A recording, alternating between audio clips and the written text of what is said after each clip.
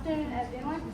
Today I'll be evaluating Gav.Manolasya with her project 7, and her objectives are: collect information about your topic from numerous sources, carefully support your points and opinions with specific facts, examples and illustrations gathered through research. Time allotted is 5 to 7. Good.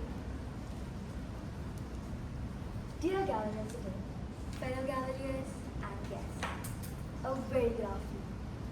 My name is Manolasya, and today I want to ask you, have you ever wondered how much of your family is actually inside you? Not just in the I have my mother's eyes way.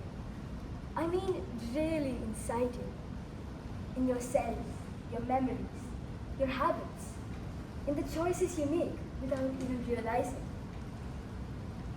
Today, I want to take you on a journey through two things that completely change the way I see family: the mathematics of family trees and the science behind epigenetics, which is the idea, or rather the truth, that we carry more than just DNA. So, let's start with something simple.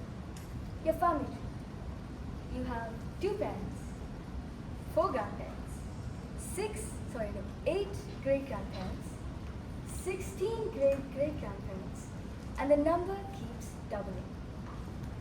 If you go back just 10 generations, you should mathematically have 1,024 ancestors. Go back 20 generations, the number explodes to over 1 million. But here's the twist. The world didn't even have that many people living in one place back then. So how is this possible? It's because of something called the pedigree collapse. The idea that your ancestors overlap. In other words, somewhere in your family tree, a person appears more than once. This means that you're connected to your family in ways you can't even imagine. So, your family tree isn't a neat diagram. It's a tangled web of repeating branches. And if the math wasn't surprising enough, the science is even more mind-bending. Which brings us to the second idea. For years, scientists believed that DNA was fixed, like a blueprint.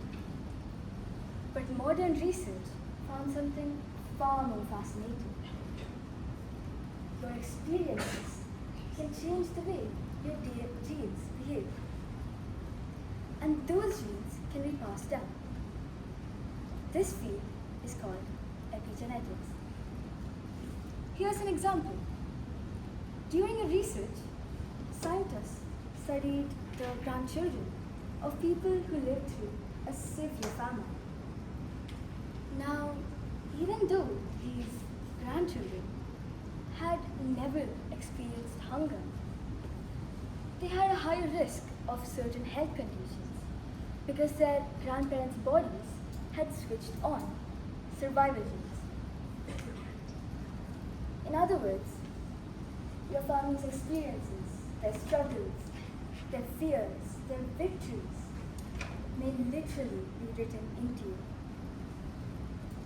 Another study found that stress in one generation can affect the emotional responses in the next.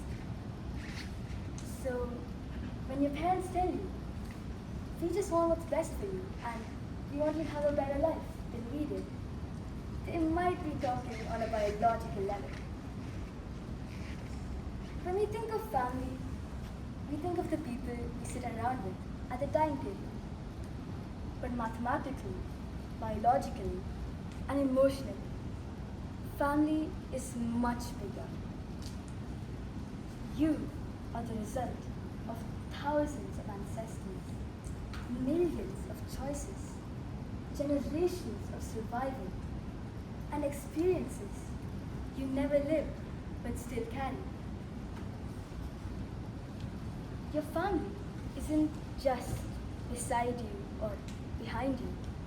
Your family is inside you.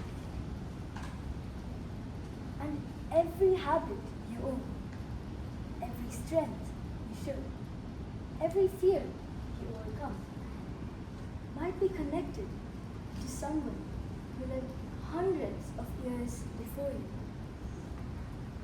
And that's kind of beautiful. So, the next time you look in the mirror, remember this. You aren't just one person. You're the echo of thousands. You're a walking family tree, a living library of stories, memories, and possibilities.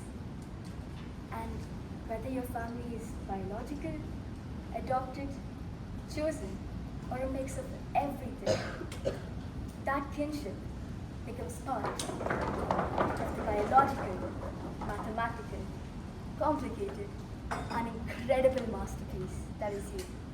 Thank you.